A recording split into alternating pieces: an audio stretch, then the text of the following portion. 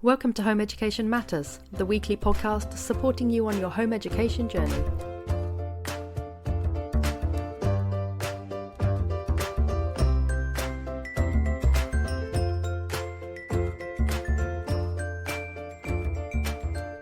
Welcome to another episode of Home Education Matters. And today I'm joined by Pamela, who was home educated as a child and has now chosen to home educate as a parent. And I thought it would be lovely to see her journey and also just to chat with her about what helped her make her decision. So firstly, Pamela, hello, and thank you so much for joining us on the podcast. Do tell us a little bit about your home education journey, which must have started when you were quite young then. Hello. So I hated school from the start. I grew up in a lovely house, a farm, and basically I didn't go to nursery, and I just was fully part of home life. I would feed the sheep. I would do the belly buttons on the lambs. I would do the tails on the lambs. I would help at hay time. I would plant stuff in the garden. I loved it. And I had two sisters who are quite a lot older than me. One's 8 years older and one's 11 years older. So from being born, they've both been in school. It's not been something abnormal to me. I've expected it all along. And they loved it. Absolutely loved it. Always. My mum couldn't have paid them any amount of money to take a day off school. They would go no matter how ill they were. If there was snow, they'd be standing at the window saying, "There's only a tiny covering." And I was there going, "We're never going to get out of this. We can't get out. I can't get to school." Were they at the same school as you? Because of how much older they are, they were the next. So back then, it was first school, middle school, and high school. So when I started, they were already in middle school and almost going up to high school. But they did have the same, it was the same school all throughout that they'd attended just earlier than me. But I think I just loved home life, and I was always quite a homebody. I was quite outgoing and happy, but I just loved what went on at home. And I was a summer-born child, so ended up starting school at 4. My mum, I think, is very similar to me, and to her, that would have been awful, like far too young. She'd have thought I was too young. I felt like I was too young. And it just felt really abnormal to me to be taken from my family who love me and care for me. And when I fall down, they pick me up and gentle words. And it was just a completely different thing, like being thrown into 30 other children and nobody cared. Like I literally cried every day going into school. And once my parents went, nobody cared. And it was just totally alien to me. And I think the whole, I found it, even as a 4 and 5-year-old, I found it really weird to be taken away from your family. It just seemed really odd. I hated it all the time, every single day. And I remember things like, you get the usual sayings that the teachers will say, "Oh, she's fine once she gets here. Just get her in the car. Don't worry. She's okay when she's here. She's happy. She jokes. She's got friends." And I just remember thinking, I'm not fine though. Like I stopped crying because my parents have gone and there's nobody else that cares, but I'm not fine. And every second of every day, I still remember now the thoughts. I still remember every second that I hated English or PE or the music room. I still remember the smell, the noise, everything.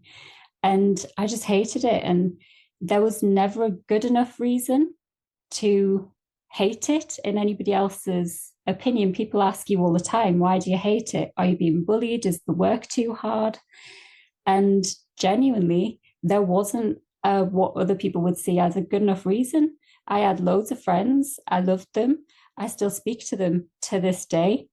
And I love learning, actually. And being at school actually kind of dampened that quite a lot.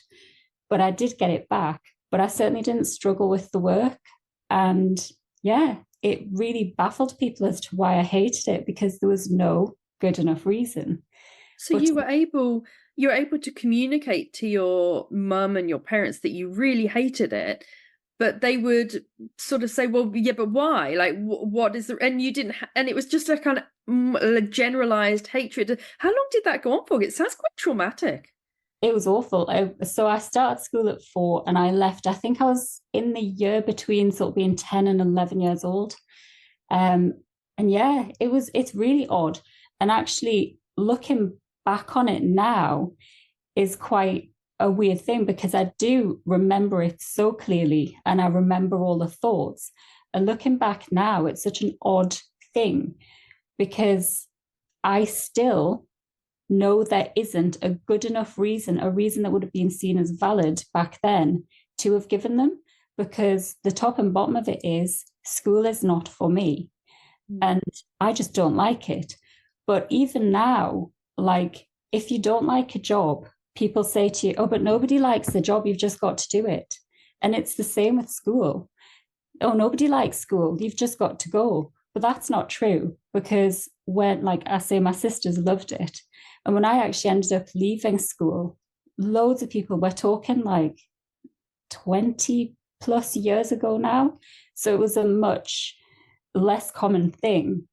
And nobody really knew about it. And people were like, oh, your parents are going to go to prison. You can't just leave school. That's illegal. Like, the police are going to come and get you. And so people didn't know it was a thing. And when I left, I had multiple friends' parents ask their child if they wanted to leave and be home educated. They all said no. Really, the children said no. All of the children said no. And I think as adults, we often think that we know best, and oh yeah, children all hate school. They'd all leave if they had the chance. And actually, they don't. Children are far more clued up than they're able to vocalize.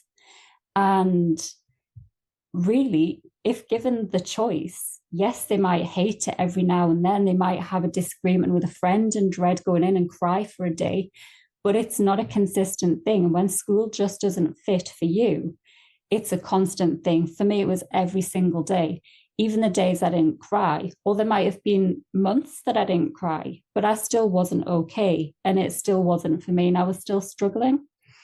So, yeah, my friends actually, given the chance, they continued to go.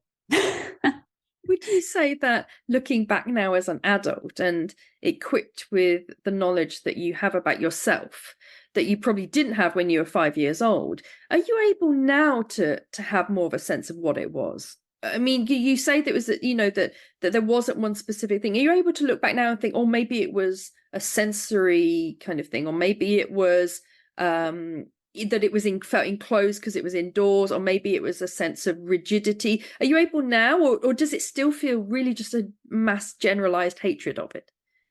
I look back now, I actually wrote, there's this weird thing, there's kind of a block in my own brain that stops me from moving forward with certain things on the basis of I've got all of these thoughts in my head around this that just needed to be out. And I've actually written it in paper. It's like 50 page document. And I've actually written it out. And I still don't have a reason. But what I do know is it is just school. It isn't the bullying. It isn't any aspect of it. It's all of it. It's how they teach. It's being away from the people who you, I'm going to say choose. Obviously, you don't choose your family, but that you would choose to be with. The environment's totally false to me. It's something that you have to, like, growing up too fast, feeling the peer pressure of it, having to either be somebody or not, or potentially be bullied for being the person that you are. And I'm by no means like, there was nothing massively stand out about me, and I didn't get bullied. But there's always that thing like, oh, she reads that magazine, that's too childish. So you stop. And like, I remember a girl being bullied for years at school, and I left when I was 11 because she read Girl Talk magazine. I used to read Girl Talk magazine. It's actually where I found out that home education was a thing. There was an 8-year-old girl snuggling her guinea pig, talking about being home educated. And I was like, I want that. I You're want like, ping, that's my it. future. and but she was like, this is before we're 10 and 11, and she's getting bullied for reading a magazine that's aimed at that age group, where everybody else was saying, oh, well, you should be reading just 17. Just 17. The clue is in the name. It's for 17-year-olds.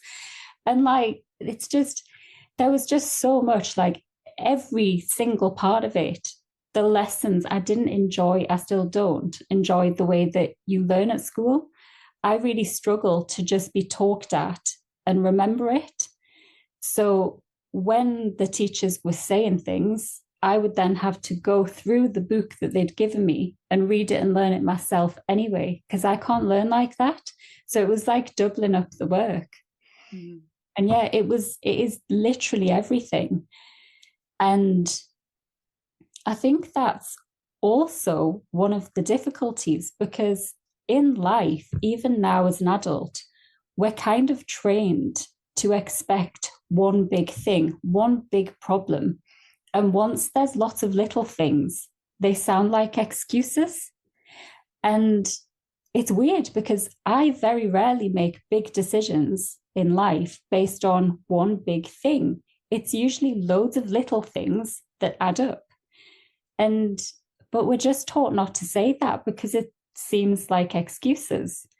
Like, I don't know, when I was little, if you go into school having forgotten you would say, I've forgotten my homework. It may be that you did your homework, then the dog stamped on it, and then you tried to wash it off and some of it got a bit blurred. So you started to try and do it again, and then you hung it up and then it fell off and it got even more damaged, and then you forgot it, but then you went back and got it, and then you left it on the bus, and then the bus driver thought it was so messy that they threw in the bin because they thought it was rubbish. But you would never say that because that would sound like an excuse, even if that was true. So you would just say, I forgot my homework. Yeah, or I didn't do it, because it's just easier to do it in one hit, right? Mm. And I guess like when people would ask me, why do you hate school? My parents especially, they'd be like, well, what can we do? How can we help? What do you hate about it? The excuses I came up with are comical looking back on it. I genuinely, one of the things I said to my mum was, there are spiders in the windows. It's true. There were spiders in the windows. I hate spiders. But that's not why I didn't want to go to school. But that sounds like a petty excuse. No wonder they thought, well, she's all right, really. She's just scared of the spiders. This is so often happens with children, is that they can't verbalize this big generalized feeling that they have. So they'll point at something really trivial, and then the parent will be, well, that's just stupid. Okay, let's just ignore what they're thinking here because it's based on something really invalid. But actually, it's just about expression, isn't it? And being able to express it.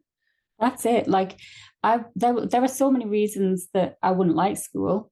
Probably the same as all the people who love school. I hated music. Like I say, I hated the music room, the smell. I hated the dinner hall. I hated the food they served at dinner. I hated that we were forced to sit there and eat it, wait till we were finished. But none of those things are the reason that I didn't want to be in school. If I liked school, I could easily have coped with that. They aren't issues to me. The problem is it wasn't the right environment for me. All of it. And no, you mentioned about peer pressure and the pressure to conform.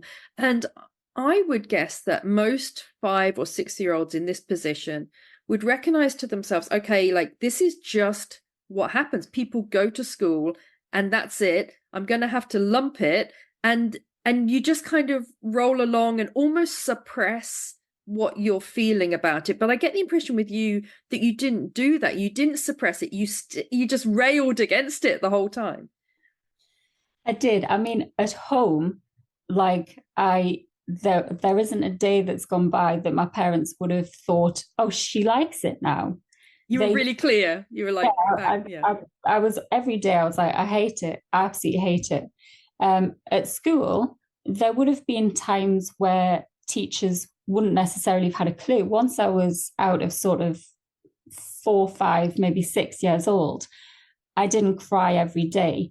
And when I was getting to the age of sort of, oh, people like friends and stuff are going to notice that I'm crying every day, and it's not normal for an 8, 9, 10, 12-year-old to cry every day, I would cry in the car, but I would walk in to school and get on with it. So teachers, yes, might have known that I didn't particularly like it, but like they wouldn't have been as aware once I was older how much I hated it. Because you knew, I'm guessing, that there was no point expressing your emotions with them or telling them that your wishes, because that it wouldn't have made any difference. Yeah, I think when I was younger, I kind of thought maybe, well, maybe these people care as well as when you're at home. But I think it became quite obvious that teachers were just there to be respected, and they certainly back then they were a lot more of an authority figure, and you didn't really question them, and you just kind of got on with it. And I just kind of went through school being the shy one. The teachers thought I was shy, and it's hilarious to me because I'm not, and I never have been. And my parents used to laugh at parents' evenings when they were told I was shy, because they know I'm not. And I remember my auntie, who's a teacher, when I left school, and she was very vocal about it, didn't agree with it, and told my mum how much she was messing up my life and ruining my life, and everything would be horrendous. I'd have no social skills. I wouldn't be able to talk to people. And I remember thinking, that's hilarious, because once this weight's lifted, I'm no longer going to be the shy one, because I'm not shy. I'm just struggling and keeping all this in. And I don't really have the energy, I guess, to really talk to the teachers or be who I am, because I was just tired of it. It sounds like you were completely disengaged as well from the whole process. Yeah, I think like I just got on with it. I was always in sort of top groups at school and things. And yeah, I don't think any teacher would particularly have noticed. And they just thought I was shy and a good pupil who just came in, got on with it, wasn't a problem. And they didn't have to worry about me because I just was there. So how did it go with your parents? How did you go from being in school to managing to get your dream of cuddling a hamster and being home educated? My parents didn't really know it was a thing. Like I say, my mum would have been absolutely horrified at having to send me to school at 4. And just like everybody else back then, she just assumed that was the law. And the law was that you had to go to school. And that magazine piece that I found, I gave it to her and I was like, look, this is a thing, like I don't have to go to school. And I must have been about 8 or 9 when I read that. And I just kept on. And I was like, every day I would say to them, I don't want to go to school. I don't. And I would just get on with things. And it was always kind of just there in the background.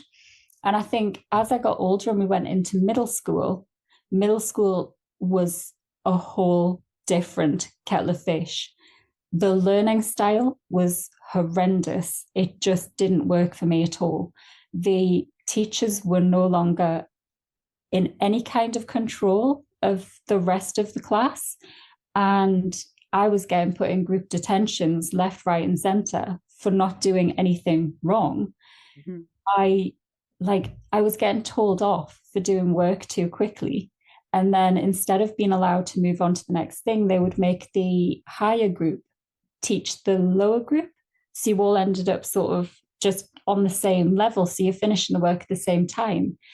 And we used to get told off for finishing the work too quickly.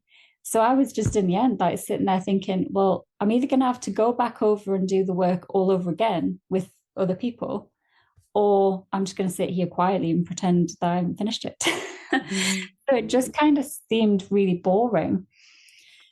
And I think it's a really weird thing to say, and adults often don't believe this of children, but I wanted to learn.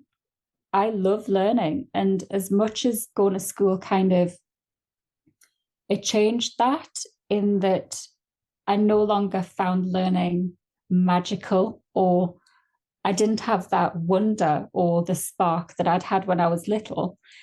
And that's what I loved about learning. I found learning as a child magic. And I just loved it. I would be exploring and everything and hands on and into things and trying to figure out how stuff worked. Like my dad gave me a car when I was like quite small to take apart in the field. And I loved that. And I'd spray paint it and stuff. And that was brilliant. And it was just amazing learning. But I didn't at school. And I remember saying to my mum, this is going to go two ways. And I'm going to be pretty honest with you. Middle school's really different. There's kids from lots of different schools have come in. And the people that I have been friends with and I'm similar to and quite quiet and stuff, they're getting bullied, they're getting picked on, and they're different. And they're being pressured into growing up too quickly. And there are now two parts of this group that I used to be friends with. I've got the people who are now 11, 12 years old, who are going to pubs at the weekend. And I've got the other ones who are being bullied by the people who are moving up and getting more grown up. And I don't want to be either. And I was really quite honest with my parents and said, I don't want to go either way. But if I'm going to have to pick, I'm not going to get bullied. So Yeah. be prepared for the short skirts and be prepared for the late nights and the parties, because that's what I'm going to have to do. It's not what I want. I love learning, but I'm not learning anything there. And I don't have any other answer for you. And I think she understood quite clearly and saw it herself. And I think it kind of shocked them into how I knew that I was going to end up going down one of two paths I didn't want to be on. And I was being honest that I needed this as a way out. And originally they were like, right, well, you can change school, you can go to a different school. And they took me out of that school. And yeah, I think that the realization of it's kind of just what it's like when you're growing up. There's always going to be that it is quite quick when you get to teenage years. Like if you don't grow up quickly, then you are kind of getting left behind. And I didn't want either. So I think they just realized at that point, this is what she wants. And they took a leap of faith and trusted me, which is crazy. Like, I am grateful every single day to this day that they took that leap of faith, because the trust that they put in me was insane. Like, they had my sixth form tutor was sending social services round telling them that it was illegal. He wasn't aware it wasn't. And we had my auntie and we had family and friends and everybody telling them it was illegal. They were ruining my life. I wouldn't get GCSEs. I wouldn't get A levels. I wouldn't be able to get a job. I wouldn't be able to socialize. I wouldn't have friends. I'd have no social skills. It was literally like they were being told by everybody but me that my life was over and they were causing me to ruin it. And they So trusted their child over all of that propaganda. How wonderful. over everybody. And to me, it's amazing. Like, I see now in home ed forums and stuff, and even just me myself having like not sending my children to school, I see it every day. I get it every day from people saying, oh, but how are they going to learn social skills? And I'm like, well, you're talking to me, right? Like, I can talk to you, I can converse with you. Why do you think that they can't learn any social skills? Like, it's still like now it's bizarre, but yeah, back then it took a lot of guts for them to do, and I really, really appreciate it every day. Like, I don't know what my life would have been like if they hadn't have trusted me with it. And how did you find it once you launched into home educating yourself? I'm guessing. I mean, I'm guessing you genuinely educated yourself, did you? Yeah. It was great. It was really weird. Like overnight, there was no shyness anymore. And what's really funny, actually, somebody had mentioned this on a home ed forum the other day. And I actually picked up on it because I think a lot of people don't see both sides of this. But when I was at school and I hated it, it took all of my energy. Absolutely, it drained me of every little thing. And I had no capacity to do anything else. So I wouldn't go to play at friends' houses. I would make up excuses. I used to say things like, again, there was no big enough excuse. There's no reason. So I used to say weird things like, I'm too scared in case I don't like their food. What if I've got to sit next to their brother at tea time? What if, I don't know, what if I'm tired and I want to go to sleep? Like I used to come up with excuses. That wasn't the reason. I just didn't have the capacity to do anything more. And when I was writing down all of these thoughts not that long ago, the saddest thing that I actually realized is that for the entire time I was at school, I restricted anything that I did in the evening or at weekends to slow time down. Because if I did something, if I went to my friend's house after school, it was fun and I loved it, but it went fast. So school came around quicker. Oh, And that's so sad. it's awful. At weekends, I wouldn't do anything. I wouldn't do clubs. I'd hate, like, I wouldn't really go to my friends' houses as much as I would want to, because the times that I did it, it just goes over in a flash. And I didn't want that. I wanted to slow it down. So I tried everything to slow it down as much as I could. So I did nothing, as little as I possibly could. I would literally just sit and do nothing. So yeah. And that I think my parents, because they obviously didn't realize that, they just were like, oh, she doesn't particularly want to go to their house, or oh, she's quite happy playing in the garden. And I think it was a shock to them when I left that I was like, right, so I want to take up singing lessons and we're going to start going swimming every day. And I want to do tennis. And my mum's like, whoa, what's going on here? And I was like, well, this is me. This is the me I've always wanted to be, but I haven't had the energy or the capacity to do it. And people were shocked because I wasn't shy. And they've always, for years, they thought I was shy. I wasn't. I was just drained. It's like you were just let off the lead, and then you suddenly had all these interests and all these passions and all this energy that you had, but you were conserving, right, to get through school. Yeah. I just Wow, felt the amazing. instant that she said you weren't, that I didn't have to go back, the weight lifted off my shoulders was insane. Like I can't even, like, I can still feel it now. I can feel what that felt like. And it's just like, it was a whole different person. It was like, and what's really weird is when I went to school, and you touched on it before, um, you sort of just kind of see other people getting on with it, and you're like, oh, this is just what we're supposed to do. This is just what life looks like.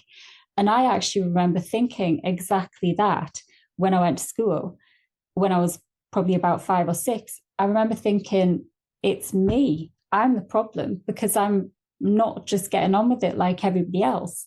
And that's what I need to do. That's what people do. This is just normal. But yeah, that wasn't normal. And I remember as time went on, I was sitting there thinking, it's really sad that I'm losing a spark and that magic in the world. And I was really sad that I just thought adults don't have that. And I just thought it's gone. And this is when it ends. It ends now. It ends with school. And you're no longer able to be that person with the wonder and the magic and the sparkle. But it came back. It came back the day I left, and it hasn't left me. So I am an adult with that sparkle, with that glimmer. I still see magic. Like I tell my kids about fairies in the garden. I believe they're there. The magic in the world for me is still there. And like where people will be like, my gran used to talk about the fairies in the bottom of the garden. And I always knew there wasn't fairies at the bottom of the garden. But to me, it was just the magic, the nature, the stuff that's there. It's magic and it's wonderful and it's beautiful. And I love it. And I find that magic still in life. And I like it baffles me that I thought as a child that this is just what life was from now, that disappears. But it's not. It was just that somebody had stomped on it. Yeah. And it sounds to me like once you became home educated, your well-being like hugely improved and your approach to life. But did you find that there were any challenges from being home educated, or was it all just, like, pink shimmers?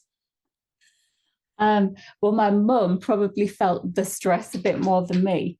I was very aware from the start that I wanted to prove everybody wrong. Everybody who said all of the negativity was in my head from that second on. The exam comments, the qualifications, the social skills, the not getting a job, they stayed in my mind from that day onwards. And I knew, for not just for me, for my mum and my dad, who'd taken this huge gamble, that was those things weren't going to happen. I wasn't going to fail exams. I wasn't going to not get a job. I wasn't going to not be able to socialize. So they were goals to me. So yeah, it was a struggle for the things that I'd grown to hate at school. It's amazing how a short time in your life can make such a huge difference. Even now, if someone says to me now, oh, I love English and literature, my brain thinks, how can you love English and literature? Because my mind goes back to being at school. I can still, when someone says English, I remember sitting at school with the class, reading The Rats of Nim, waiting for my turn to read out in front of the class. And I don't know anything about that book. I don't remember any part of it because I was just sat there worrying about having to read it in front of everyone. I remember the exact same thing. I remember from quite a young, I don't remember very much from school, but I remember that I would sit there and I would count how many people were before me, and everyone had to read a paragraph, and I would count the paragraphs so I could work out what my paragraph would be. I wasn't paying any attention to the book. I was so anxious about having to read my one paragraph out loud. Who invented that as a way of teaching? It's so appalling. How to create trauma in your classroom. Exactly. And like, so now I still think I hate English. My brain thinks I hate it. I love it. I love English. I have books everywhere. I read them in the bath. I read them in the garden in the morning before the kids get up. I write books that I don't even release. I write them because I love it. I love English and music. The joke that like, oh, I hated it, despised it. My mum actually had to write a note to have me excused from music. And I used to have to do work instead because I hated it that much. And still, when people say, do you like music? My brain says no. But I do. I love music, all kinds of music. I've got a keyboard in front of me. I love listening to everything from REM and Queen to Ed Sheeran and Kanye West. Like, I love all music. And my brain is still programmed, even though I know that I do love all these subjects. My brain still thinks I hate it. But my poor mum, who had to teach me, she had to deal with quite recent hate of all of those things. So I dropped history straight away. I hated history, and French were two things that my mum was like, oh, we should do them because that's what you did at school. And I was like, No, not even, don't even come to me with French book or a history book. No. So they were two things that I knocked on the head straight away. And maths. My mum's always been very strict about you've got to do maths because, and I agree, it is one of the two things. It was always going to be, you might need them for university, you might need them for this. And I'm actually quite good at maths, but I hate it. And I'll still say to this day, I hate it. I'm actually really good at it. I did the first year of a maths degree and got about, I think it was 98%. And I actually quite enjoyed that. But I'm going to go with I still hate it. But in order to get me to do maths, my mum had to buy me 2 donuts a day. So I wouldn't do maths unless I'd eaten my 2 donuts. I said to her, I needed the sugar to concentrate and focus on it because I just couldn't, I hated doing it. So yeah, it wasn't all sunshine and roses. There was a lot of struggles to get over from what I'd struggled with at school. And the fact that I did want to do the qualifications because I wanted to prove them wrong. And I knew I wanted to go to university just to prove them wrong. I had no intention of needing a degree for anything, but I wanted to show that my mum and dad were right to do it, that they could trust me, and that everybody else was wrong. So you did your GCSEs from home, and then did you go to college for your A levels? Yeah, so I did 4 GCSEs. So I'd asked at our local high school, a different one to the one that I'd originally would have been due to go to. And they said that I needed English, maths, a science, and that was basically it. So I did English, maths, biology. I hated physics and chemistry because they're too mathsy. So instead of doing science, I split it and did just biology, which I've always loved. So I took those just with the knowledge that that's all I needed to get in. And I took them staggered over 2 or 3 years. So I think I did 2 in 1 year. And then I ended up resitting one and doing the next 2 at the next year. But it was crazy at the time. Like, I think now there's a lot more set up, organized for home educated children. Back then it was unheard of. And you just had to approach places and say, can we do an exam here? And because there was a real difficulty then with coursework, because you had to have every single sheet observed and signed by a professional. So quickly we discovered that wasn't going to be possible. And so I had to do IGCSEs. They were the only 2 boards that did it, with the Oxford Cambridge University boards.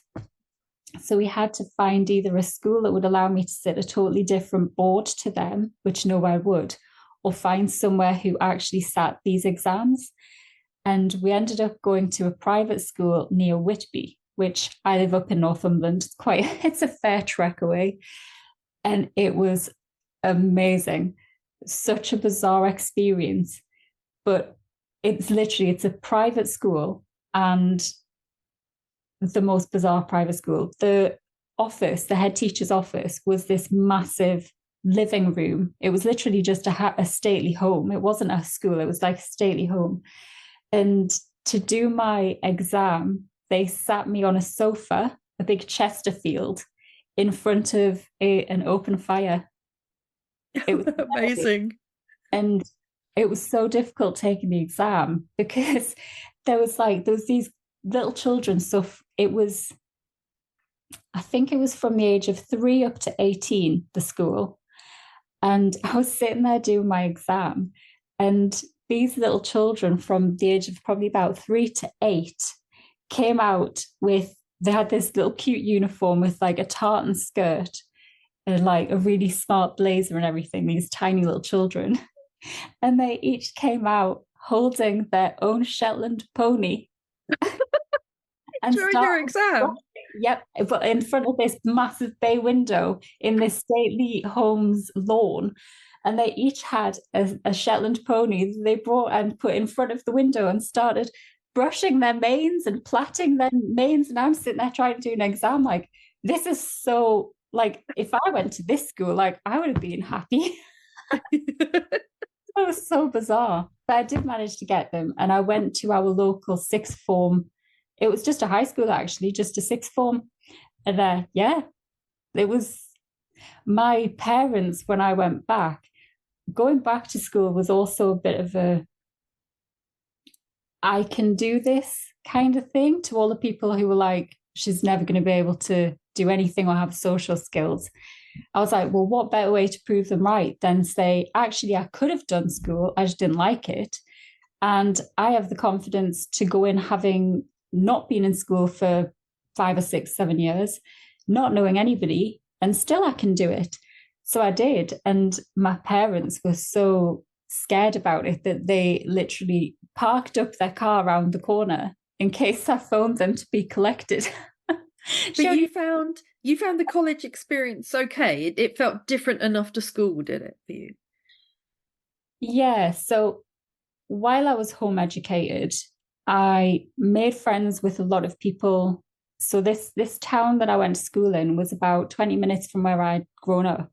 And me and one of my friends from where I'd grown up, we kept going to a roller disco up in this other town. And from just going to that, we'd made loads of friends, and I had a whole new social circle. My husband is one of them. So I met him all those millions of years ago then. And so I'd kind of had this new group of friends who, even though I'd loved the friends I grew up with, we were quite different.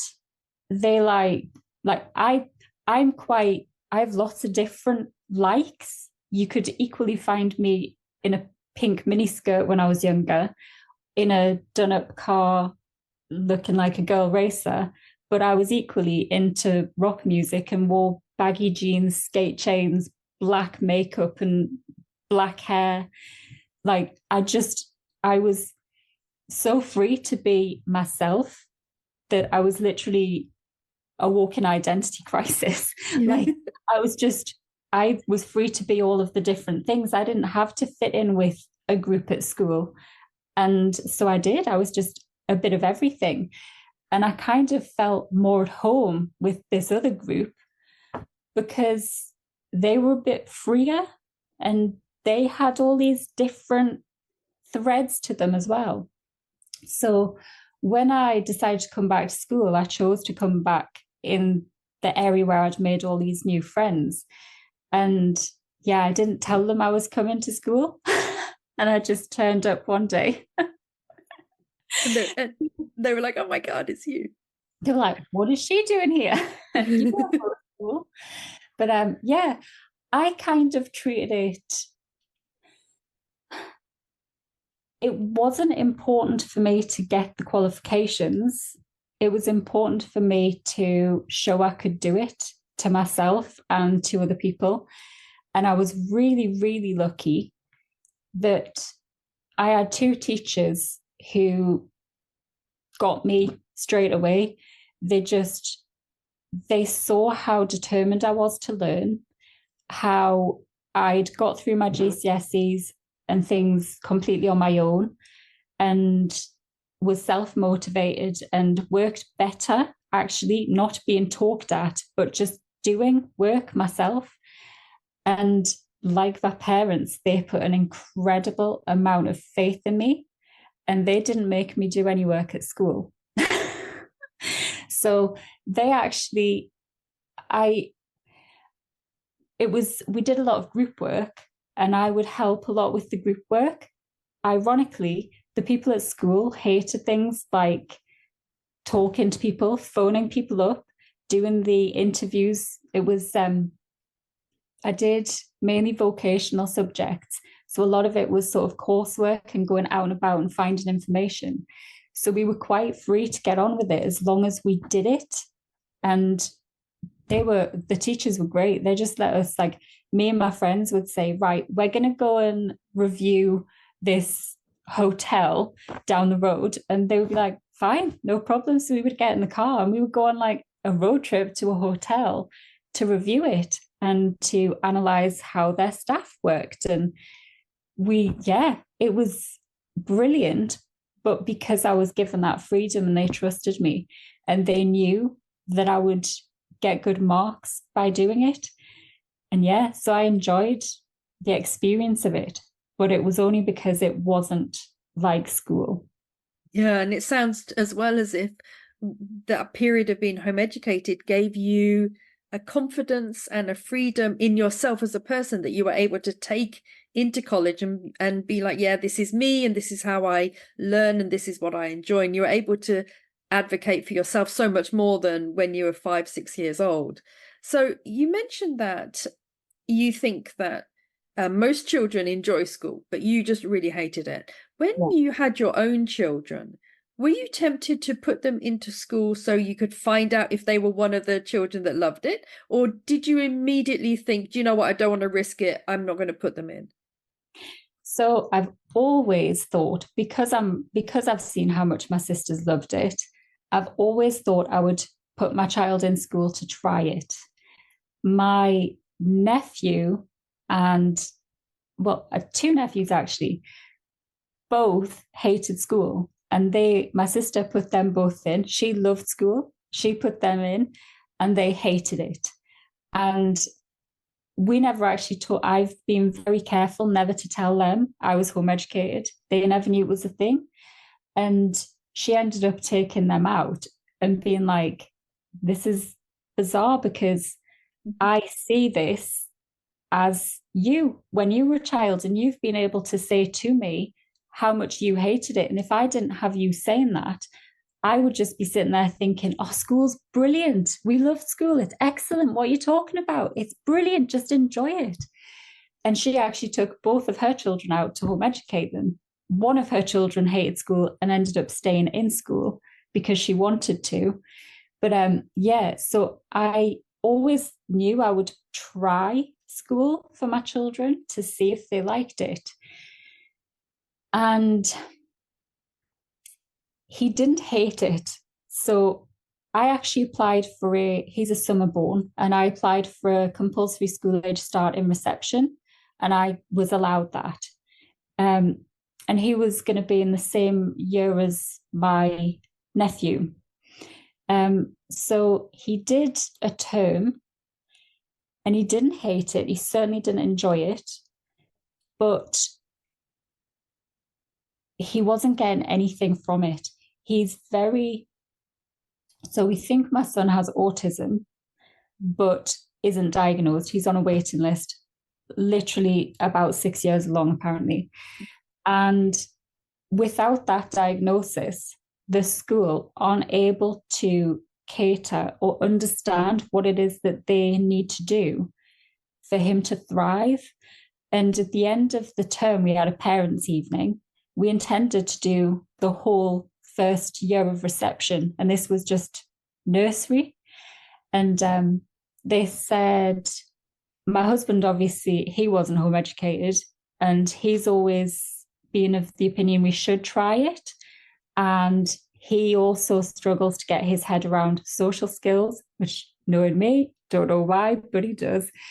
And so we went to that parent-teacher evening, and they said, oh, he's brilliant. He's learning to recognize some of the numbers between 1 and 10, and he started to learn how to mark make. And I said to them, when he started here, he could recognize numbers into millions, and he can draw number blocks perfectly. He can write his name. He's not just learning how to mark make, but because he takes longer to decipher what someone's saying, he would never be the one to answer the question first. So if the teacher said, what number's this? He wouldn't have communicated that. And there's never going to be an opportunity when you're 4 years old to recognize a number over 10. So they were completely unaware that he knew numbers in millions, billions even. So when we came out of there, I was a bit, well, this isn't working. But my husband actually said, no, we need to take him out because you're right. this isn't going to be the right environment. Because I'd already said to him, I don't think it'll be the right environment for him, because I always felt like it takes a lot to understand his communication. And I've been at home with him all day, every day for years, and I still don't know some things that he says. And he's never going to be given the opportunity to follow his passions. Like he's been obsessed with space and number, ironically number, since I hate maths. I really struggle with his ability with maths at 5-6 years old. But yeah, he being able to follow his passions, like he knows, I don't even know what they are. He'll recite stars in different universes, planets in different solar systems and galaxies. And he would never have been given that opportunity at school. If they learned about space, it would have been for a term and you would have learned the standard planets. But that's not enough for him. If he loves the subject, he wants to know more. But if he doesn't enjoy the subject, he won't even listen to it. So I did intend to try him for longer, but it became apparent very early that he was actually making steps back from being at school. Things like phonics, he can't learn. I hate phonics. I can't learn with phonics, and he really struggles. So he went to school being able to read. I could give him a book and he would read it. And within that term, he started picking up a book and he would go, at, cat, at, cat. And he would say everything phonetically, spelling it out, and in broken, like he could no longer just say, the cat sat on the mat. He would be stuttering it and sounding it out like they do at school. So it actually took me almost a year to get him back to the point where he used to be for reading. And he went to school being able to hold a pen with his tripod grip just naturally. That's naturally how he held a pencil. But because they overcomplicate it and try and explain that, so they're like, so what you've got to do is get the pencil, line it up along here, put this finger there, and this finger has to go there. It's too complicated of the instructions. It's confused him. So now instead of doing it, he just holds it with his fist. And it's a year later now, and I still can't get him to go back to normal, because in his head, he's too busy trying to get their instructions right. So for him, it wasn't so much that he hated school like you, it was that it was actually holding him back and reversing the progress he'd made before he went to school. So I'm guessing that you see home educating now as a long-term option for him. I do. I think, like, if he asked to go to school in the future, I would let him, of course, try it. But I think, so it's quite apparent that he's not bothered about socializing. So when he was at school, the children there would annoy him more than they added to his experience. So he would want to, I don't know, build number blocks, and they would want to make the number blocks into lions or tigers. And he didn't want to do that. So he would end up leaving that game and going and playing something different on his own, because he doesn't care about playing with people. He's quite happy to play alongside them, but he's not bothered about joining in. So that thing that you would normally, that people are always like, oh, they should go to school for that, is actually something that he actively tries to avoid. And for me, we're able to much better cater to that being at home, because we can choose places where there'll be people with the same sort of interests, where he does get really engaged. And like, he will ask me to do maths with him. And if another child could sit and do that with him, he would engage with them all day. So he makes me say 2 and he'll say 4 and I have to say 8. So we double up. I can get to like thousands. He can get to billions. So I have to like I'm like, I'm out now. When we get to thousands, and I'll say, next, next, next. And he has to do them because I just don't know them. And then he'll get bored of me doing that and he'll go, can you just get a calculator? So, like, we can find the opportunities where he would thrive in the social side of it, but we're not forcing him into the social side he's not comfortable with. Even things like at school, they would do days like, we're not going to do any lessons for 3 days. We're going to learn, we've got a company in that are going to teach you how to ride a bike. But his sensory, like, he can't sit on bikes and things. He hates anything that feels unstable. So straight away, he's like, I knew he wouldn't do that. So he's being segregated because he's going to have to go and do something else. But at home, instead of wasting that time doing social opportunities or fun things, what they see as fun, we go to a farm school and he loves that. And he'll play occasionally with the children there, but he doesn't have to. He's not forced to. At school, they would make them hold hands to walk down the road. Like, he just doesn't, it just never seemed to be the right fit. And unless he really wanted to, I don't think that I wouldn't by choice send him to school. It sounds like for you, home education allows you to be really responsive to him and what works for him. And, obviously he's like flying at maths. And so he's able just to go at his speed and not have to be put into these situations that make him feel uncomfortable or like kind of overwhelmed. Yeah. I think as well, like, he would really struggle with any kind of test situation, even though I know he could pass them. So it's always going to be a case of, I don't think he would be put in the right group because he's either going to be at the bottom or at the top. But once he's in the top group, he's not capable of sitting those tests. So he would be then brought down. And I just don't think it would ever be the right environment to cater to what he needs in the best way. So the autism diagnosis that you're pursuing, is that for your information rather than an EHCP or anything like that? So I wasn't actually bothered. In fact, I'm still not that bothered about the diagnosis as such. So I think I've known that he had autism since he was about 2. And health visitors, professionals, everybody has kind of said I'm wrong because he gives eye contact, he laughs. These are the things they've said to me. He gives eye contact, he laughs, he smiles, he engages, he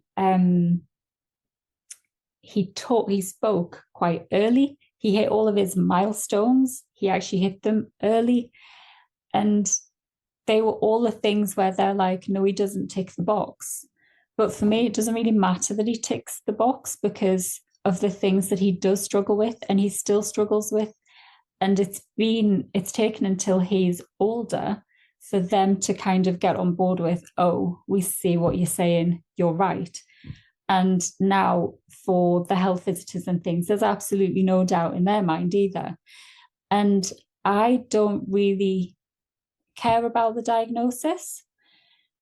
The reason that I'm continuing with it is because of what we aren't able to access. So at the minute, we wouldn't be able to go to a swimming lesson for children with SEN because we don't have proof. But he couldn't attend a standard swimming lesson. It would be dangerous. He would run on the poolside. He doesn't understand danger. He has no concept at all of risk. And he would struggle to understand the instructions given to him. He doesn't understand words really that aren't tangible. So if you can point to a cat and say cat, he can learn that and he knows that. It's because he's got a brilliant memory. But non-tangible things like feelings or that's beautiful or are you hungry, or anything that's not really physical, hands-on thing, or that's a concept he can't grasp. So saying something is dangerous is irrelevant to him. And it's really difficult to do things like swimming or football or clubs or anything like that, because the teachers or whoever runs the club, they're not going to know that. They're not going to know how to respond to him or keep him safe, or actually believe that that's the reason he's doing it. To anybody from the outside, it's just naughty. If a child doesn't do what you ask them at 6 years old, it's naughty. They don't understand that he doesn't understand concepts. In fact, as an adult, if I say to someone, he doesn't understand concepts, they'll still say things like, oh, which is your favorite animal? Favorite is a concept. It's not tangible. Like, I could show him a spider and a cat and say, which is mommy's favorite? And he doesn't know that my favorite isn't actually a spider. He doesn't know what I'm picking. He doesn't know whether it's good or bad. So, yeah, the only real reason is so that we can access things that might help him progress even further, or just even quieter times, places. So the diagnosis is really just for other people. Mm-hmm. Yeah. Mm. I mean, that is so often the case, I think, with home education, is that in actual fact, because what we're doing is so one-to-one and so responsive to our child, it really doesn't matter to us because we already know our children very well. But it's really just about accessing other sort of systems and other places in a way that works for our child. Well, Pamela, thank you so much. It has been really fascinating to talk to you today and to hear about your journey. And I've never met anyone with such a hatred for school. I mean, I home educated both my children all the way through, and I didn't hate school. It was just, I just see lots of errors with it. But super interesting to talk to somebody who really has such an interesting perspective on school, and then to be home educating your own child. Really, really fascinating. So thank you so much for joining us today. And thank you for having me. Bye. Bye. Thank you so much for joining us for today's Home Education Matters podcast. See you at the next one. Have a lovely day.